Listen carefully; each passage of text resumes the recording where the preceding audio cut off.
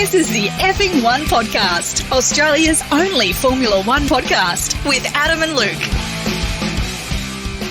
G'day, it's the Effing One Podcast. It's Australia's only dedicated Formula One podcast that you're listening to right now. Surely there's other dedicated Formula One podcasts. Surely they're better, they're on YouTube, or they look incredibly handsome, but not me. You are listening to Luke, and I am going to talk about Formula One, some nonsense, some stupidity, some interesting things that are happening in the world of Formula One. What are they? You won't know until I say them. Some of it may be made up. So sit back, relax, get your favourite cushion out, get an array of tissues around your body just to catch any form of, projectile fluid that may come while you listen to this podcast. And it's understandable, You're only human. I have a very, very sexy voice. Maybe not. But, get your hand down your pants. Actually, you know what? Take your pants down, put them around your ankles, lay back, relax, and shut the hell up. That's right, we are in to the Mexico Grand Prix this weekend. We're going to look back at the United States in Texas, because we have two races in the United States. I'm sure you already knew that. Miami went ahead early in the year. This time it's Texas, Austin, Texas, and they raced around the Circuit of the Americas. And what a great racetrack it is. Heaps of good fast-flowing overtaking. There was heaps of overtaking. There was argy-bargy battles. It was one for the ages, a great Grand Prix. As Pete, he's on the dials.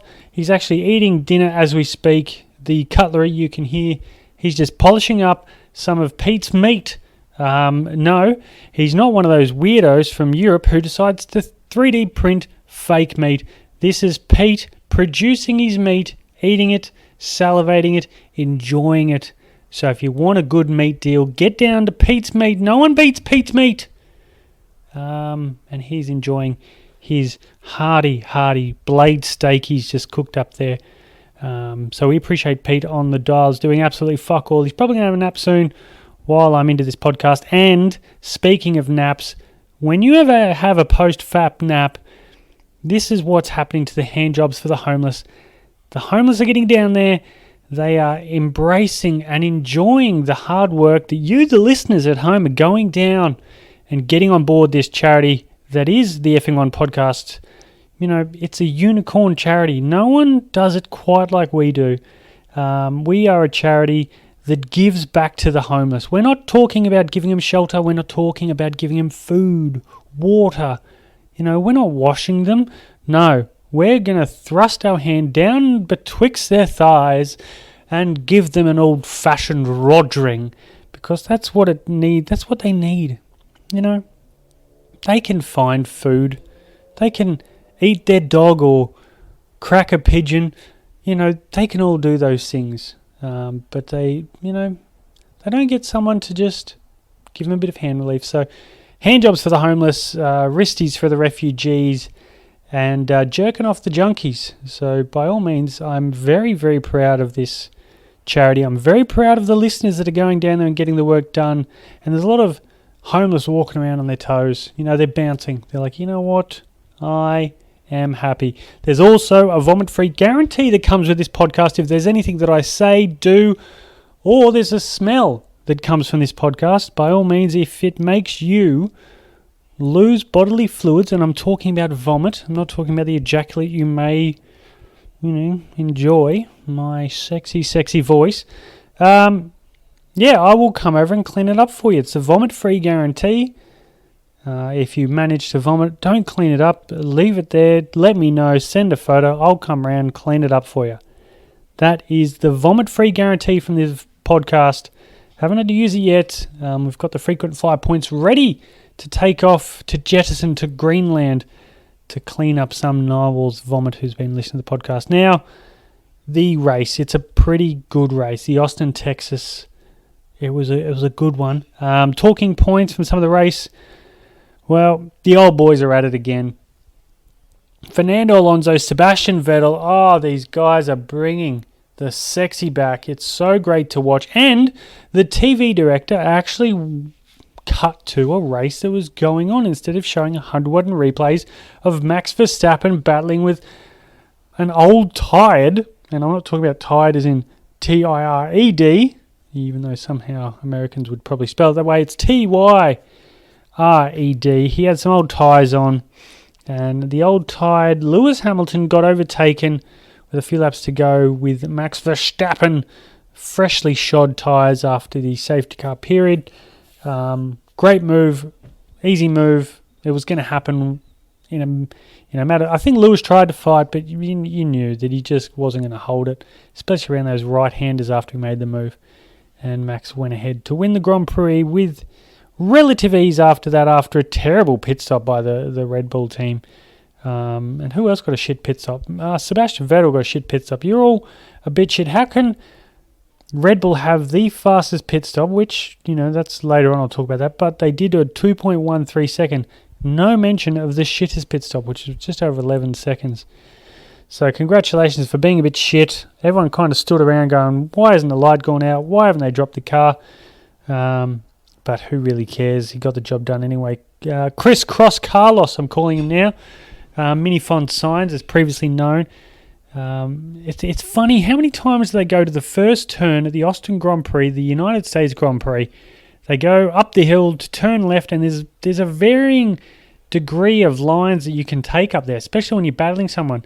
And a lot of the time, and this has happened the first lap, you'll see the cars up front, they'll go, oh, he's got the inside, I'm going to do a crisscross and just go back underneath into the left-hand side of him and try and get a cleaner, straighter drive off the corner. It happens when you're racing. But lap 1, you've got 18 cars behind you as well. And guess what? They're in that space. If you leave that space, they'll go for it. So I know George Russell locked up, went in a little bit deep, made contact, Carlos Day's done. But if Carlos had stayed around the outside or just stayed on a straight line, a racing line, if he didn't try the crisscross, he would have still been in that race. No one else was going to hit him, but he decided to change lanes. And listen, we all know when you need to change lanes, you need to, check your mirrors, look over your shoulder, indicate, and then move, Check all those things. Mirror, indicate, shoulder check. So you check your mirrors, no one there. But guess what? There is someone there. It's George Russell, and he's locking up. And it's happened. This isn't the first time it's happened at the United States. When people crisscross, as I said, it's great for the rest of the race. When everyone's, there's a big gap behind you, and you can kind of play the crisscross deal, the over/under, the under/over, whatever you want to do. When you want to make that overtake, it's a great move to do. Someone goes a little bit too deep, you can go a little bit wider, go underneath them. Alonso did it. Sebastian Vettel did it. It's just a smart way to play the game. But when you have 18 cars behind you who are also battling, once you change lanes at the exit of a corner, guess what? There's probably going to be someone there. And there was. It was George Russell. So George Russell fucked Carlos Sainz. Unfortunately, Sainz, another first lap incident for him. And he is climbing up the third championship as well with that early shower that he had in Austin. I can imagine that must be frustrating. All that pent-up energy, ready to race, and you're out. You're out before your day was started, really. And a front row start, a pole position. He had it all to go for, and the crisscross. Max got him on the start. The crisscross may have needed to be done before entering that corner, but doing it at that point, it's not the first time it's happened. I think Lance Stroll may have done a crisscross with a bunch of cars behind him, and when you make that crisscross, guess what? Someone's going to get into that space. So maybe drivers next year could actually remember some footage and go, you know what, I want to stay in this race. And if you want an early exit, by all means, do it. Do the crisscross, because that'll give you a surefire way to end your day. Ricciardo struggles again. Our man Daniel Ricciardo, the personality Ricciardo. It's unfortunate. This man we know he's quick. We know he can win races. We know he has the shining light of a personality, a sense of humour. But right now he's struggling with getting the job done on the weekend. The car, as we all know, McLaren, it's struggling in the hands of Daniel. Hopefully won't struggle in the hands of Oscar Piastri next year.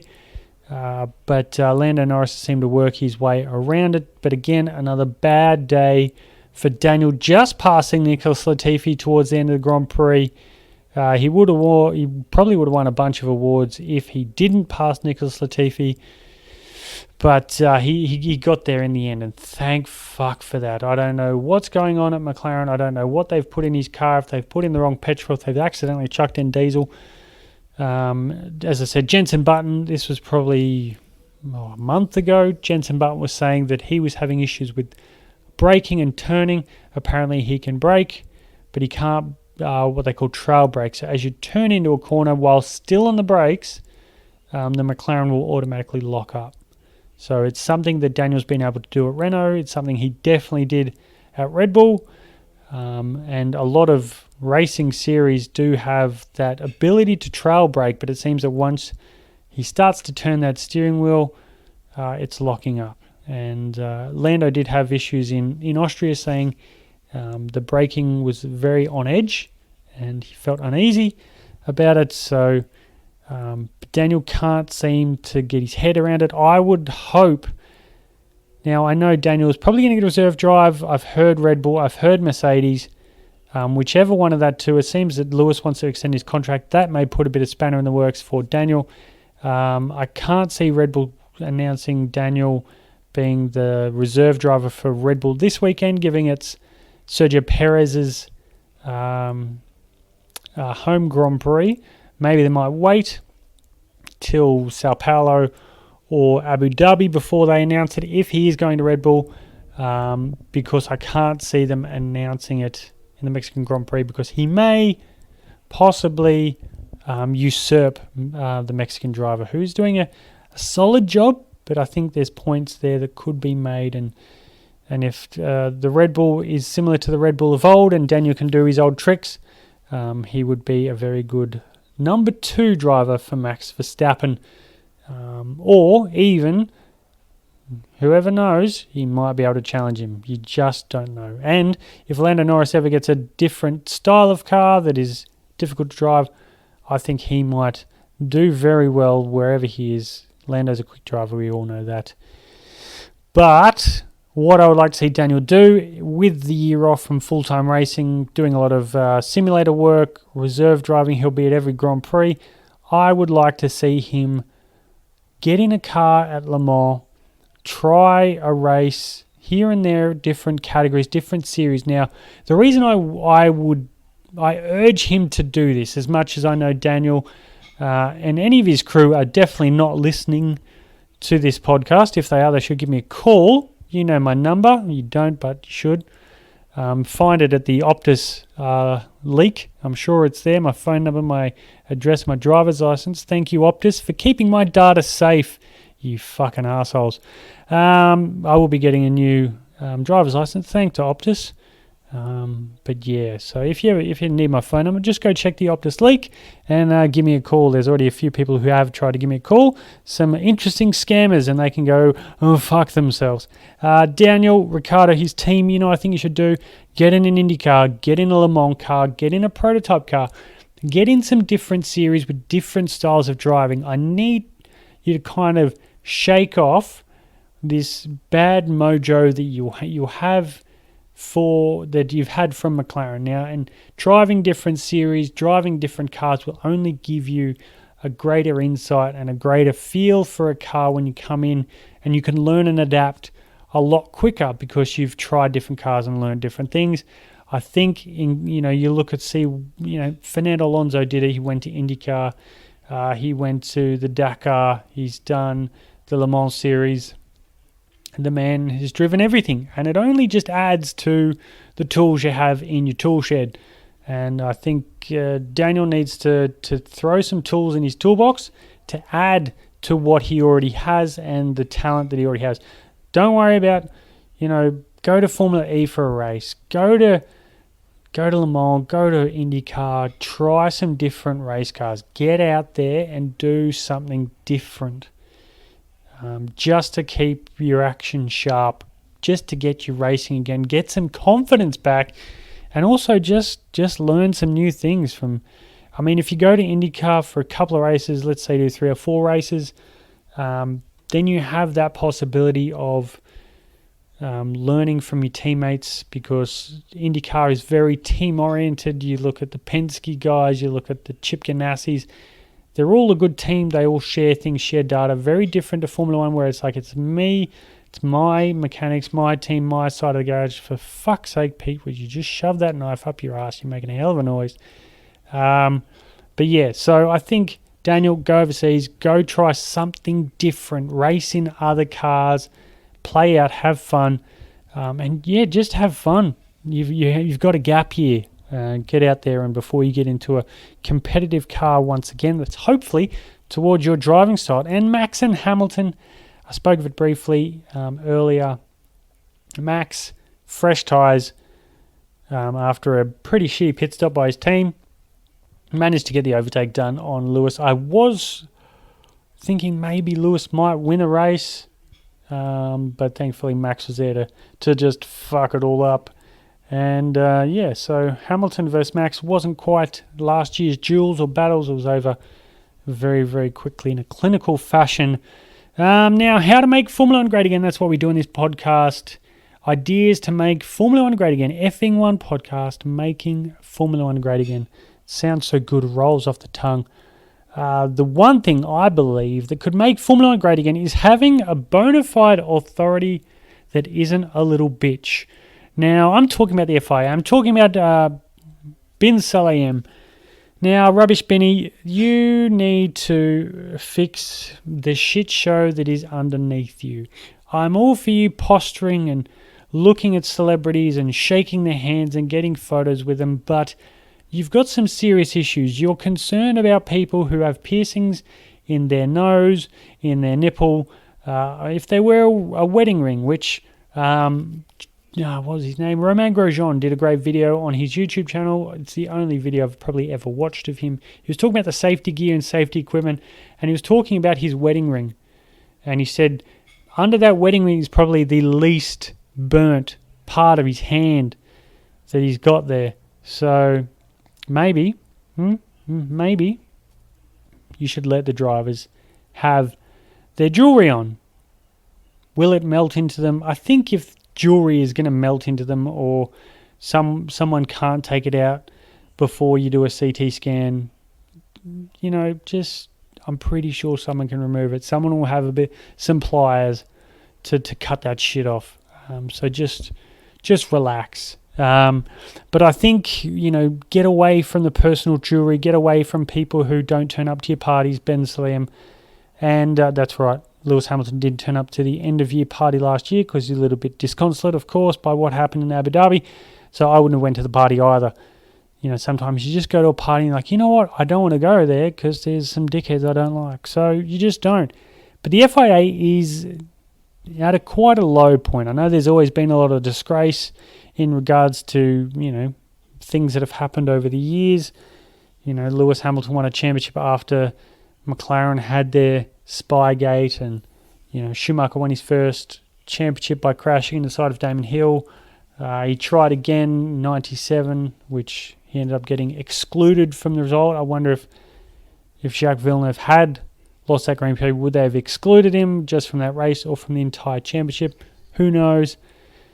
But I do believe that they don't know what they're doing. They go into a lot of situations and haven't really laid out their patch of grass. Now, it's a disgrace. Penalties, no penalties. Alonso cops a penalty, which I am absolutely...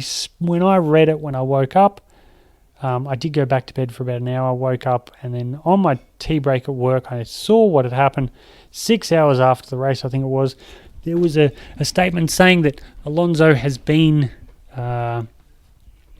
given a stop-go penalty or a time penalty in regards to how long it would take to serve a 10-second stop-go penalty, and it was because his mirror fell off. He got partly airborne, he did a wheelie in a Formula 1 car.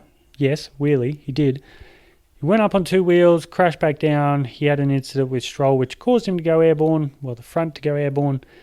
And, you're going to have damaged car. Bits are going to fall off. Now, Haas has an issue with that because when Magnussen had a flappy front wing, I think it was Perez got on the blower or someone got on the blower going, it's flapping around, it's dangerous. So he got a meatball flag. It's a black flag with an orange circle in the middle. It basically says to that car and the team, you need to come into the pits. Your car is unsafe. Come in and fix your flappy bit. We think it's going to fall off and it could hurt someone. Haas they had to serve it. They had to do it. Magnussen was absolutely pissed off because, these things fall off. These things happen, blah, blah, blah.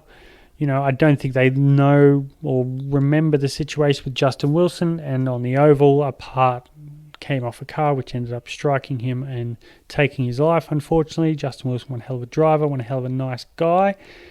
But it seems that some teams can drive around with a flappy wing and it falls off. Sergio Perez in the Austin Grand Prix had a flappy front wing, and guess what? It fell off. He didn't get a meatball flag. He didn't come in to be told to replace it, nor did he get a drive-through penalty or a stop-go penalty added to his race time.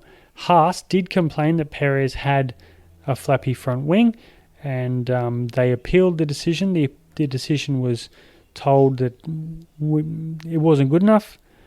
But for some reason, the Alonso bit, the mirror came off his car. It was flapping around under braking. It fell off the car. They ended up giving him a penalty. Now, I don't understand how you can give... And this, I think Haas just want consistency. So I'm not blaming Haas here. I'm blaming the FIA. I'm blaming the stewards. I'm blaming the inconsistent fucktards that run this sport. Fucktard of international automotive sport, whatever the fuck they're called. Now, if you have one rule for Haas going, Magnussen, you got a flappy front wing, you have to pit, you're in trouble. Fine. Sergio Perez has a flappy front wing. Guess what? You do the exact same thing as you did before. It's called consistency. Okay? This is sport. Don't forget this is a sport. Now, if you're deliberately giving someone the okay to drive around with the car one way and another car no, then that's inconsistent and it's unfair. Sport is about being fair. I watched a hockey game the other day. A very, very stupid rule. It was a high sticking rule, but the players, it was a Colorado New York Rangers. I'm a Rangers fan. Now, the high stick was given to the Rangers player, Alexis Lafreniere. They was told, he went to the penalty box for 2 minutes, he was told he was high sticking. Now, his stick was nowhere near the face of either of the Colorado defenders. Both of the defenders had got caught up in themselves and raised the stick into his teammate's face. So they basically did accidentally hit his teammate in the face, and therefore a player from the opposition plays a high sticking. Now, once they showed it on the big screen, of course, the crowd went absolutely bananas, and I couldn't believe what I saw. Now, everyone there, they got the headsets on. They're like, you need a 4-minute penalty to review it. So if the guy, it's a 2-minute penalty. For those who don't know hockey, you get a 2-minute penalty for high sticking. Now, if it draws blood, you get another 2 minutes. That's a 4-minute. I think they call it a double minor. Anyway, so if he drew blood, it's a 4-minute. And then with 4 minutes, you can actually challenge it and go, wait a minute, I don't believe that that's real. And it's okay, goes ahead, blah, blah, blah. They realize, wait, we made a mistake. He's out of the penalty box. The game resumes. He didn't draw blood, so it was a 2-minute minor. Now, with a 2-minute minor, there is no chance of review. You can't ask him to review. Now, all the umpires, the linesmen, had seen it on the big screen, had partially reviewed it, because then they realized, wait a minute, we can't review it because it's only a 2-minute. We can only review it if it's a 4-minute. So they've gone over and told the coach, like, listen, if it was 4 minutes, it wouldn't be a penalty. But it's a 2-minute, so you can't actually, it has to go through. Even though everyone in the stadium, every linesman, every umpire saw that Lafreniere, the Rangers player, didn't actually touch this bloke, that it was two teammates One accidentally hit the other bloke in the face, and they've gone, boom, other team, you're off. So your team, my team, you guys are off for 2 minutes. It comes down to common sense. It comes down to sport. Sport being fair. If you give Kevin Magnussen and Fernando Alonso a penalty, why isn't Sergio Perez getting a penalty? He had a flappy front wing fell off. It's considered, therefore it could be thrown in the air, could hit a marshal, could hit another driver. We don't want another Wilson situation. Same thing. Fernando Alonso's mirror came off. I can understand it. I don't think common sense, fairness in sport, I don't think Magnussen should have been penalised. I don't think Sergio should get penalised, and I don't think Fernando Alonso should get penalised. I think Fernando should keep the place after his mammoth drive from the back of bullshit after fucking up with Stroll. I do believe he deserves those points and where he finished in the race on merit. Before, 6 hours later, we saw what happened. It's dumb. It's stupid, and it's not common sense. This is sport. It's meant to be fair. Now, another thing about the FIA. Yeah, I'm still on about them. The FIA, if you're going to have a new rule you're going to bring in. Generally, that rule would come with consequences. If you speed in your car, there's consequences. It's points off your license. It's a fine. If it's more than this kilometers an hour, it's this much of a fine and a possible loss of license, loss of car, whatever. All of those are jotted down. So you know the speed, the crime, how much you're going to pay, blah, blah, blah, blah, blah. Why doesn't the FIA have these kind of things? If this happens, so if you overspend in your budget, there should be some line of consequences that is put out before you even make these rules. You should know. So everyone knows. Everyone's fully aware. If you spend 5 motherfucking cents over your budget, guess what? You're going to have X fine. If you spend $10 over budget, you're going to have X fine. Or, 0 to 10,000, 10,000 to 50,000. Whatever. Make these brackets, and what these fines, these penalties, this wind tunnel bullshit, don't make this another Ferrari 2018, I think it was. Don't make it other behind the scenes. Well, let's not talk about it. Let's not everyone know what's about to happen, and we're going to keep it secret. So we're going to negotiate a penalty. No one negotiates a motherfucking penalty. When do you ever go to a police officer and go, listen, can we negotiate this? You can take more points off my license just so I don't have to pay the fine. It doesn't fucking work. You're a governing body. You're in charge of these things. Put them out in a line and tell them if you spend over this much, if you spend over this much, if you spend over this much. Make it clear. It's that simple. You can't have someone breaking the rules and there's no known consequence. It's an afterthought. Did you just seriously go, we're going to make this is our cost cap, this is the line, no one can spend over this, and they've all sat there and gone, right, no one's going to overspend. We've been pretty harsh. We drew a big red line. You can't spend over that line. So anything above that, they won't do it. They won't. No, they won't go over that spend because we've told them not to. So that's good enough. We don't even need to think of a plan. If they do, they won't. They're not, Bill. No, shut up, Bill. It's not going to happen. These guys are going to be fair. They're all going to be nice. They're all going to be well accounted for. They're not going to overspend the budget cap that we've put out by them. They've had to lay off workers and they've had to, wheel back their upgrades and development. But not Red Bull and Aston Martin. No, they won't do that. They won't. But they did. And you have nothing to say about it. You're going to investigate it. And guess what? You'll do a behind-the-scenes deal. We will negotiate. No, you don't negotiate. You're the governing body. You tell them, this is your fine. If you don't have a litre of fuel left for a fuel sample, which is an excessive amount of fuel, if you don't have a litre of fuel, you're excluded from the race. But if you spend over your budget cap, we're going to talk about it. I don't understand it. I don't understand how they had to chat with Sergio Perez after the race in a slam dunk penalty. Why they had to wait 18 minutes before they said, oh, we'll look at this after the race. What do you need to fucking look at? You've made these penalties. If they haven't been close enough to the safety car, if they haven't been within 10 places, it's pretty easy to see, and it's been slam dunk. Why do you need to talk to them? Why? Why are you negotiating? Why? It doesn't need to happen. Be clear cut, black and white. You won't get frustration from me. You won't get frustration from everyone else. Keep it consistent, and don't forget, this is a sport. Formula One is a sport. Make it fair. You have rules, you abide by those rules. If you don't, there's repercussions, and these are the repercussions in a list.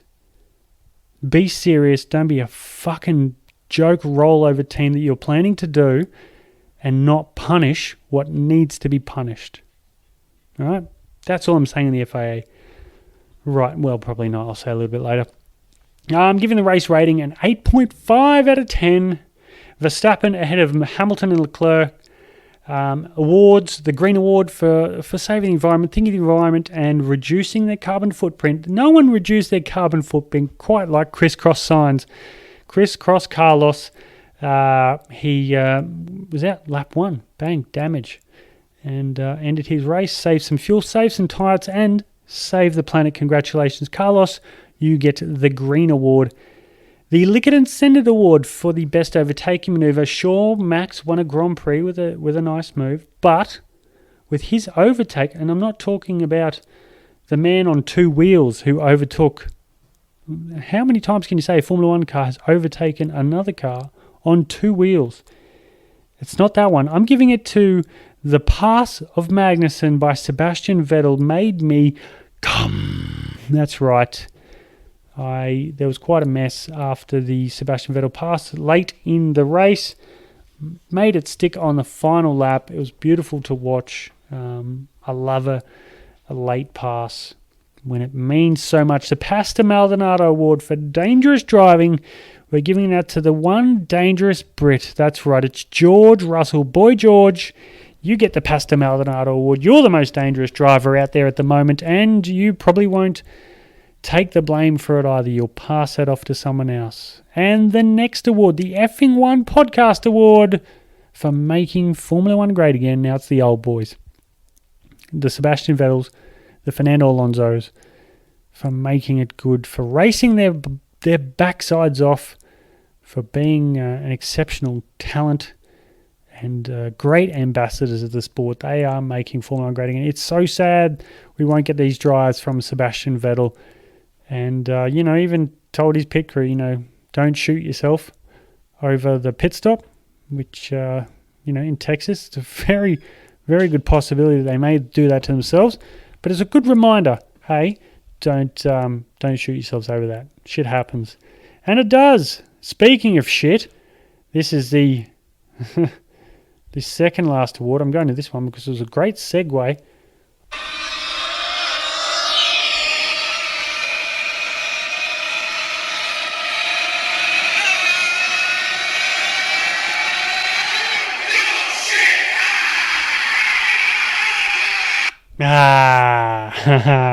The your shit. Oh, boy, that was a bit hot. My apologies to your ear holes. The your shit award goes to the FIA because guess what? Your shit. So congratulations, FIA, for being fucking useless at everything you do. The UGE Day Award for wasting everyone's time. There's no one who really wastes time quite like Daniel Ricciardo. He turns up on a horse, and that's probably the fastest he went over the weekend. Unfortunate for the Aussie, but hopefully he can bounce back in the last 3 races that we have left of the year. Hopefully there's some kind of shining star element that'll just we got to have something good, for fuck's sake. The fast stop was George Russell, 1 minute 38.788. Fastest pit stop was Red Bull, 2.13 seconds. And driver of the day, voted by you, Sebastian Vettel. Third championship. Now, this is getting it's getting a bit embarrassing for everyone else. There's no one quite as dominant in the Turd Championship. Now, the Turd Championship, if this is the first time you listen to this podcast and you've gotten this far and you're still listening, congratulations. I really want to give you a firm handshake and a pat on the ass because you're still listening. Now, the Turd Championship is the reverse championship. So if you finish 20th, you get negative 25 points towards your championship. Now, the highest negative points earner, going by finishing outside the top 10, again, negative 1, 2, 4, 6, 8, 10, 12, 15, 18, and 25 being the negative points. So the man who got the negative 25 points is Carlos Sainz for his first lap exit and being the last driver in the race. He gets negative 25 points, and he has jumped up to 108 negative points, just behind bare-ass Bottas.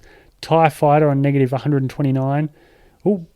Suck My Balls Magnussen has actually dropped under the TIE Fighter for position 6. Latifi is in the lead. The Latifi, I can't call him that. Latifi it is. Negative 194 points. He's ahead of Swery Tsunoda on negative 161. And Great Wall, negative 150 now. It's close. Who's going to win between the Great Wall, Swery Tsunoda? I think Latifi's got this done. Junior Schumacher's on negative 146. And it's a bit of a gap down to the TIE Fighter. Then Suck My Balls Magnussen, Bare-Ass Bottas, and Minifon Sainz. It's a close championship. Nicholas Latifi, 194 negative points. He could be once again the 2-time Turd Championship champion. And I cannot wait. The tips from the listeners who decide to put in their tips, there's listeners who don't, and you're all missing out. I got 16. I had the best round. I had to throw some haymakers in the second one, like picking Zhou over Bottas.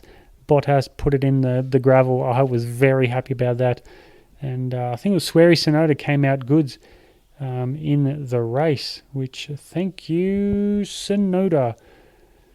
Big help for me that time. I didn't do great in the quali tipping, but I'll tell you who did do very well in the quali tipping, and that is Cliff.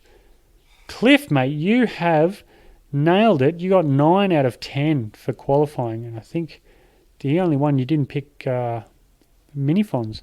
If you'd picked Carlos Sainz to finish ahead of Leclerc in qualifying, you would have got a perfect 10, champ. But it was Tsunoda in the race for me who finished ahead of Gasly, which got me some more points, and for Valtteri Bottas for putting it in the sand trap.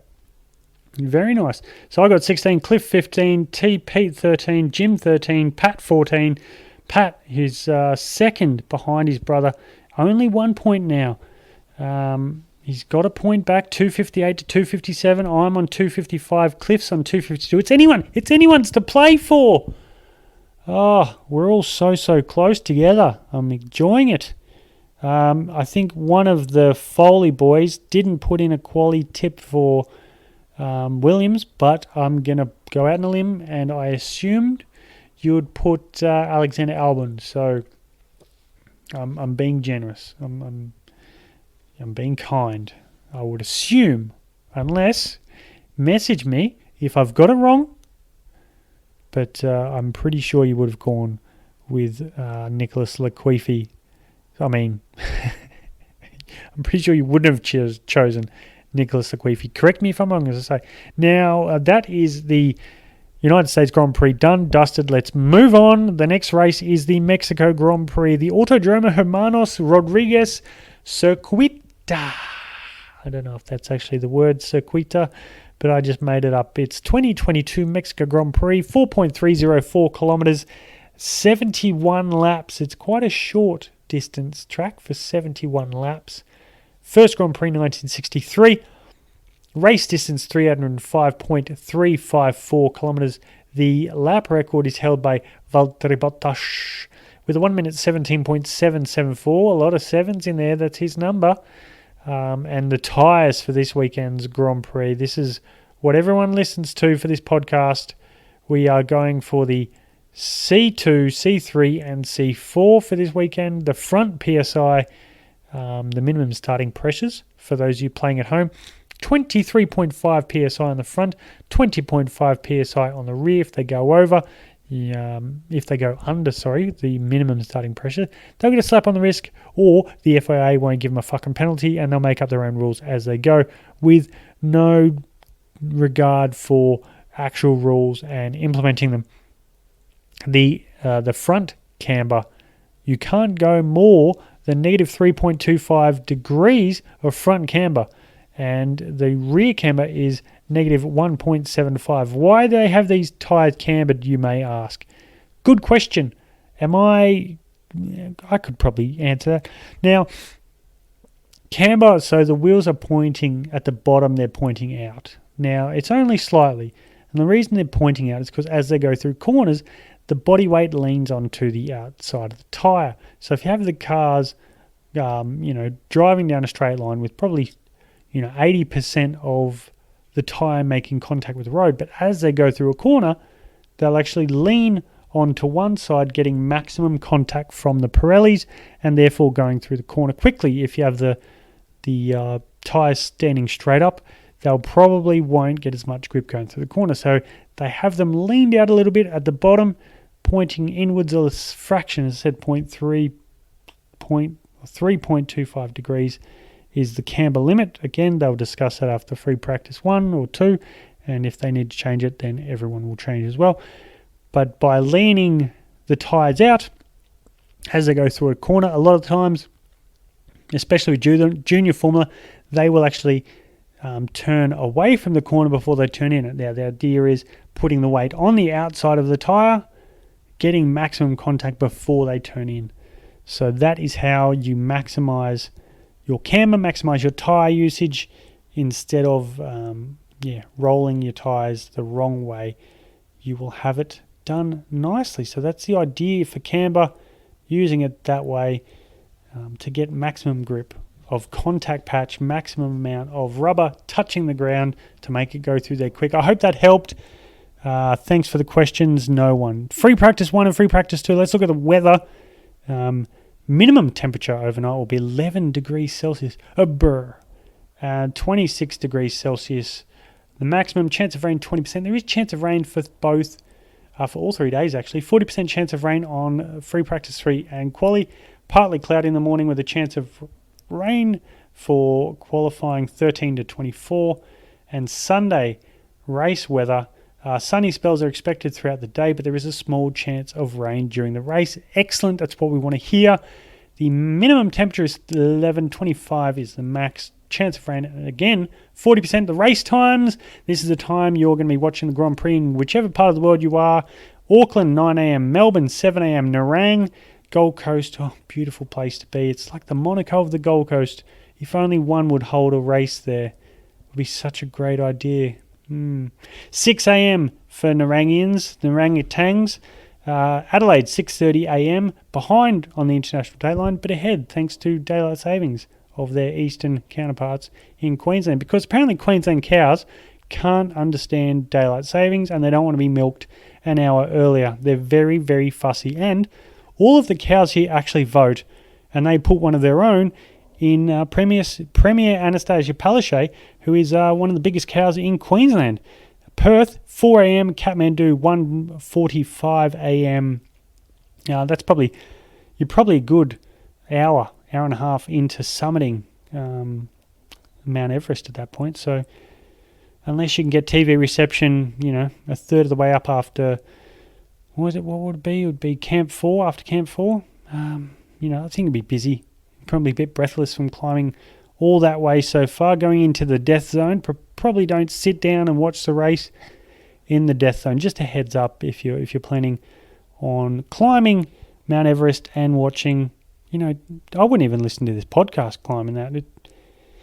Bit dangerous. Dubai, midnight. That's what time you're watching. Helsinki, 10 p.m. Stockholm, 9 p.m. London, 8 p.m. Sao Paulo, 5 p.m. New York, 4 p.m.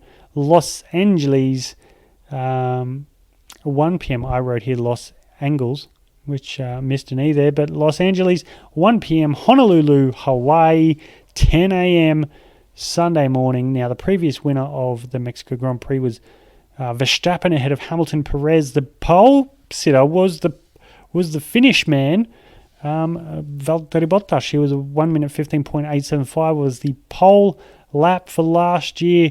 Who's going to win? It could be another Max Verstappen. He could overtake what's his name? Michael Schumacher for most wins in a season. Granted, this has a few more races in the season, so I think they should go by race percentage, not by race wins in a race calendar year, because it's not fair if they're racing 21 races this year, and back then we're only running 18 from that year. So I think they should go by race percentage.